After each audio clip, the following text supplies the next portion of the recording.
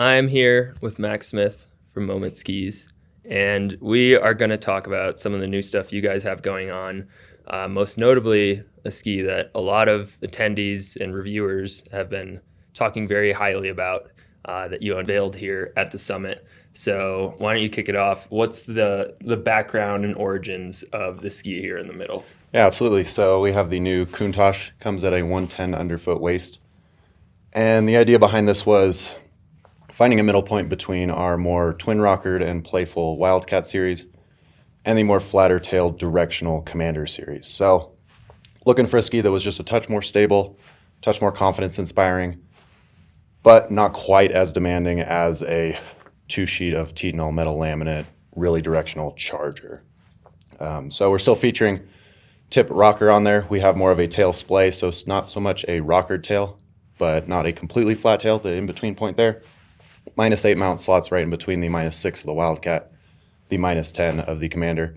We did remove the Titanol metal laminate for this one, but we do have a very stiff and stout poplar and European beech core in there. So still plenty of ski to stand on, but if you get yourself into situations that you maybe shouldn't have been in, still plenty maneuverable and easy to break out of those cases. Gotcha.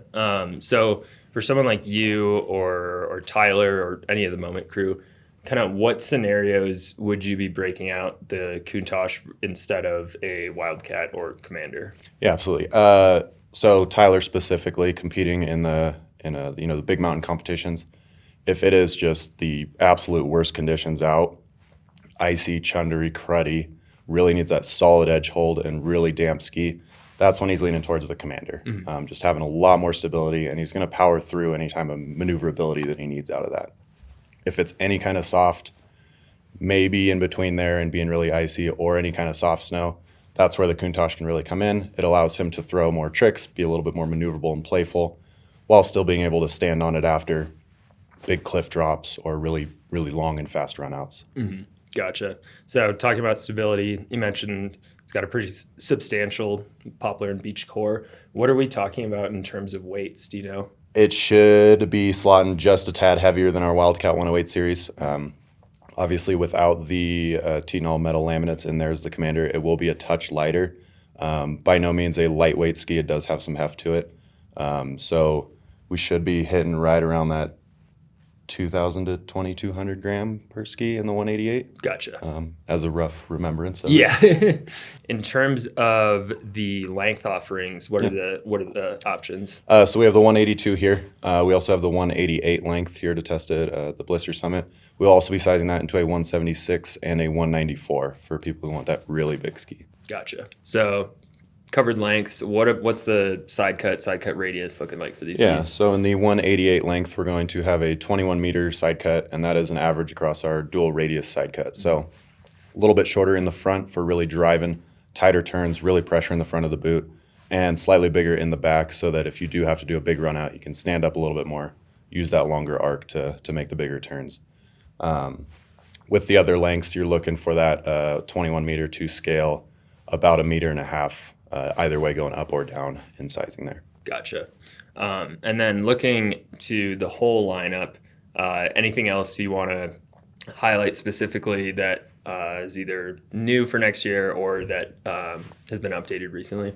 Absolutely. The main one, we do have our Wildcat series that does very well for us. We have that in a 101, 108, and 116 width.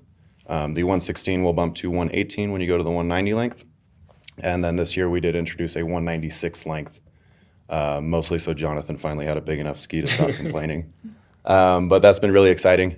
So just offering a bigger length for really bigger guys who, are 6'4" plus, over 200 pounds, and just really want a ton of tip to really drive, but still have a twin rockered powder platform under their feet. Mm-hmm. Comparing with the Wildcat, we do have our Deathwish series. Somewhat new in the past couple of years is the Deathwish 104. Mm-hmm. So taking our classic Deathwish at the 112, taking the mount point back one more to -6, slightly more camber. We'll beef up the core with that same poplar European beech as the Countach, and just kind of creating a Deathwish for really low tide conditions on the West Coast or for kind of everyday use on the East Coast. So people who have been skiing the Deathwish quite often, are really happy to have that in their quiver because they just have something that's a little bit better edge grip and when it's really icy out in the mornings, and some a little bit more substantial to stand on when it's, kind of cruddier conditions out there. Mm-hmm. While we're here, I might as well ask you the question that I'm sure you get the most and also we get the most. Wildcat series versus Deathwish series. How do you make that choice? I should be really good at this question by now. So we do look at both of those series as, great kind of do everything, do all models. And when customers are coming into our showroom or talking to them online, we bring it down to it's going to be skier preference on which one's going to work better for you. With the Wildcat, it is a classic rocker, camber, rocker profile. The rocker does come a little bit deeper into the ski compared to the Deathwish as well. So we like to look at it as being more playful, being more maneuverable, being easier to toss around. If you have any kind of freestyle influence and hitting side hits and throwing threes or backflips, that deeper rocker line helps out a ton with that. And then it will also live on the other extreme of being chargy with having a stiffer core so that you can handle those cruddy runouts or blasting through chop and crud at the end of that run. And so living on those both ends of playful and chargy there. And we'll look at the Deathwish as being right in the middle, just super consistent. So with that triple camber on there, it's going to feel a lot more planted. You're going to feel a lot more connected to the snow. So if you want something that's going to give you superior confidence in your edge hold when conditions are cruddy out, you're maybe not doing as much freestyle, but want to do some of it in there. And especially when we're scrubbing around, I find myself on the Deathwish scrubbing turns while leaving the ski on the snow, and the Wildcat is more of a lively and jumping around and popping and throwing the ski sideways in the air to do that scrubbing. Gotcha. And then looking outside those series, how about the women's line? Absolutely. So we do have our women's line of the Hot Mess, the Sierra, and the Bella, and those are all essentially just scaled down shorter versions of our men's skis. So we have the Hot Mess, which will come in the low 90s width, depending on the length that you have, going to feature the classic rocker, camber, rocker profile. It's just a shorter version of the Wildcat in the 101 width. Similar to the Bella, which will be in the 108 width, it is, for all intents and purposes, a Wildcat 108 in a shorter length there. Sierra, same thing. You're looking at low to high 90s underfoot, depending on the length, and that will be our women's Deathwish. So you'll get the triple camber there. It does slot in between the two in terms of width because it's just kind of our go-to workhorse for that superior edge grip, confidence, and then having the Hot Mess and Bella be a little bit more lively. So low tide, fun slushy in the Hot Mess or deeper snow in the Bella there. They do use all of these same materials as our men's skis. The one main difference is that in a lot of our men's skis, we'll have a poplar ash or a poplar European beech core, and we switch that to a poplar pine in the women's. Just helps it be a little bit more light and lively for smaller skiers. Gotcha. And then speaking of light and lively, how about the touring skis? Absolutely. So for the past couple of years, we've now had our women's touring skis. So just the Sierra Tour, the Bella Tour, and then alongside with that, the rest of the tour skis. So a Wildcat Tour 108, the wider Wildcat, Deathwish Tour, and then a version of our Commander Tour as well. So we like to keep the dimensions, the side cut, all of the characteristics of the ski the same.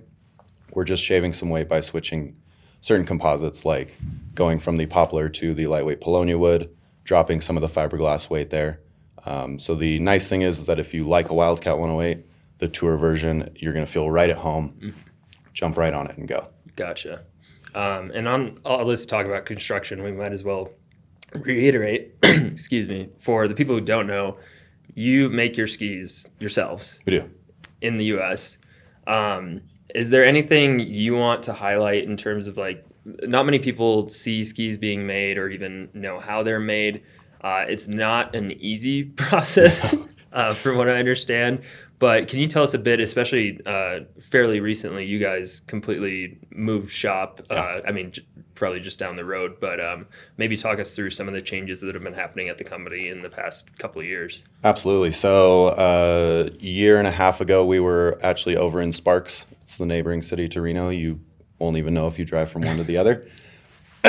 And we were in about a 7,500 square foot rented space. And we were growing so much that it became a puzzle game of, we have this new machine or this new process. Where can we fit this into this factory that's already crammed to the gills? So luckily, we were searching for a building for quite a long time. Finally found one right down the street in actual Reno proper, which is nice. And we were able to purchase that building Sits right next to the airport, so nice and easy to get to from traveling. And that went from 7,500 square feet to almost 28,000. Wow. So nearly tripled in size there. And then the other really nice thing was, since we purchased the building, we were able to go in, demolition everything that was inside, have a completely blank warehouse, and build up the factory from the ground up. Not so much fitting things where they might go, but having a purpose as to why each machine and each process is where it's at.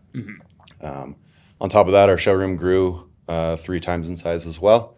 And we will offer everything from, obviously, the skis.